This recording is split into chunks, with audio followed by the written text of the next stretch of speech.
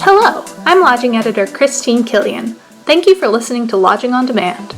The holiday travel season is fast approaching, and hoteliers are preparing to welcome travelers looking to get back out on the road to see friends and family and fit in their end-of-the-year trips. In this episode, I spoke with Jason Fudin, co-founder and CEO of WhyHotel, about the booking trends he's seeing as 2022 approaches, how his company is preparing for holiday travelers, and the opportunity he sees for the industry during this upcoming season and beyond. So Jason, the first thing I wanted to ask is about booking trends that you're seeing for the holidays and how those are differing from what you were seeing in 2020 last year. Yeah, so around the holidays, we normally see the markets that we're in that are predominantly business markets like Washington, D.C., Northern Virginia areas really soften over Thanksgiving and Christmas and New Year's. And we see the leisure markets pick up, like Miami and New York, Nashville. And what we're seeing this year is all of the markets are picking up. So that normal softening you would see during the holidays for business markets is not going away. And then all of the leisure markets, it's like off the charts, right? The demand, especially for our apartment style product for families traveling with kids, it's pretty over the top. So that means that, we're still operating in a weird environment today, and we're following local regulations and CDC guidelines. And so that's, on our side, as we prepare for it, that's a lot of the work we're doing. But on the demand side, travel has definitely rebounded, and we can see that in the numbers. And what do you attribute to that rebound? I mean, we've got a lot of recent developments. Vaccines have been approved for 5 to 11-year-olds. Boosters are approved for 18 and up. What are some of the trends that are really driving that boom? Well, I mean, I'm not a medical person, so I probably can't speak to exactly where the world is. But I can say, after 2 years of people not traveling or reducing their travel, there's a just tremendous amount of pent up demand. Human connection in person is a real thing. So that's probably the source of it. And however people need to justify their comfort level of traveling, whether it's driving or flying or what have you, clearly people are ready to spend time with other people again. Yeah, absolutely. So you alluded to this a little bit, but what are you doing to kind of prepare as people are coming back out again and staying in your properties? Yeah, so throughout COVID, there's a lot of things we put in place to be on the right side of operating a building. One of those is we've leaned heavily into contactless check-in, and so almost 80% of our guests check themselves in with their phone. And so it's kind of that's one of the ways where we've given people the space to kind of stay their way, right? Like if they want to spend some time talking to us, we're there. But if they also want to take a journey by themselves right to their unit, that's totally fine too. And then in terms of the prep, it's all of the cleaning and the getting ready. Everything we use is approved for killing COVID and any other virus or bacteria. We have a very intense process on that. And then expecting the unexpected. So we operate with teams on site. There's a lot of folks that run apartment style product that don't, but we feel like to get the right customer experience for our guests and residents, we need an in-place on-site team. And so, that team is all scheduled, as our team always does, to work through the holidays, and we're ready to go. Have you noticed a shift in guest preferences? Any trends that you've noted that you've had to kind of adapt to cater to? No, but I think that's because we have large apartment style units Mm, where people can work from the unit pretty easily. They can, sit on the sofa, stream Netflix or Hulu. I mean, it's a turnkey home. yeah. What we have seen is just more the increasing demand for apartment style stays in lieu of hotel stays, and I think that has to do with the space and Mm. you have a kitchen, so you can make your own dinner or have leftovers. You have a washer dryer, so it's just you have a living room. It lends itself, especially when people have been spending less time in the public spaces, to be able to have a large private space. I think it's been really valuable, and so we just see more and more demand for that.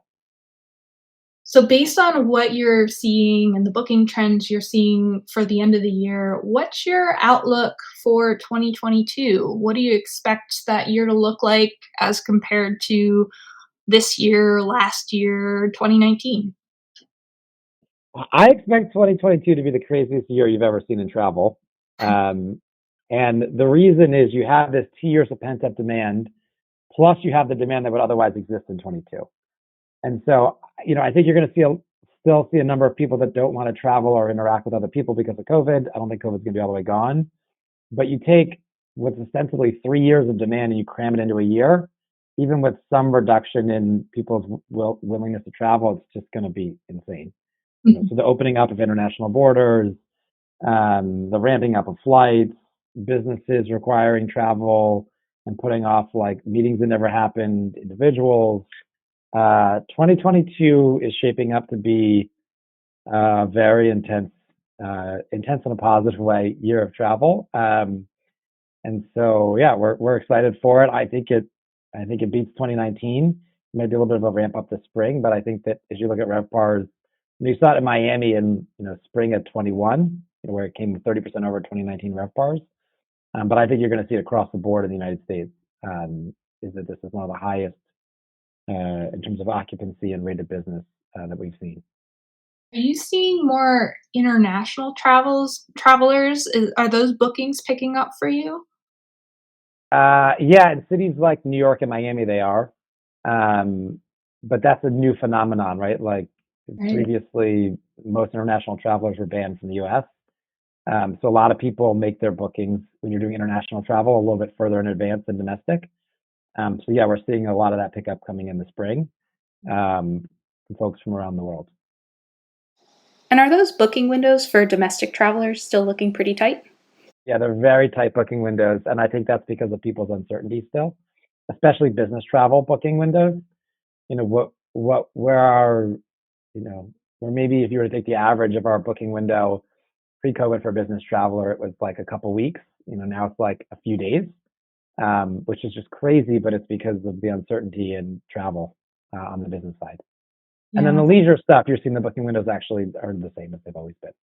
What opportunities do you see for the hospitality industry to make the most of people's desire to get out there and travel for the upcoming holidays? I mean, I know the industry's facing issues around staffing shortages and some other things, but what opportunities do you see for the industry to really make the most of this? Well, I don't know if I would peg it to the holidays, but I would say that the one benefit of COVID is it has created the space for operators to maybe change, kind of the standard course of business Mm. and lean into technology. So, in the cab industry, the Ubers and Lyfts of the world greatly changed that and made it a tech-first experience that was highly customer-centric. And I think you've seen the same opportunity in the hospitality space. The idea that you'd, wait in the line for 30 minutes to check in for someone to give you a key when, you can have, locks opened remotely or your phone act as a key, or, you're just seeing a lot of that accelerated. And the same thing with the guest experience as it relates to like food and beverages. Like the idea that you'd have a traditional restaurant that serves you a $20 burger, and you could probably Uber Eats like Shake Shack to your place for half the price. So I just think you're going to see more and more of hospitality lean into where the world's going. And it's a pretty old school industry, and so that's hard. But an event like COVID, for all of the terrible things that come with that, does have the positive effect of accelerating, I think, trends that were already underway. Is there anything we haven't touched on that you'd like to add? Maybe the one thing I will say is that I think a lot of people are going to be. You asked about 2022. A lot of people are going to take what's happening in 2022 to be the new normal, but I think there's about a year of noise. And so a lot of trends that happened in 22 are going to be the function of pent up demand. And it'll be really hard to tell kind of how the world has evolved until that pent up demand clears in sometime in 2023 to kind of really realize what the new normal is in travel. Thank you for listening to Lodging on Demand. If you want more content like this, subscribe to Lodging Magazine on YouTube. You can also subscribe to Lodging on Demand wherever you get your podcasts. For news and updates, follow @Lodging Magazine on Twitter, Facebook, Instagram, or LinkedIn, or visit us at lodgingmagazine.com.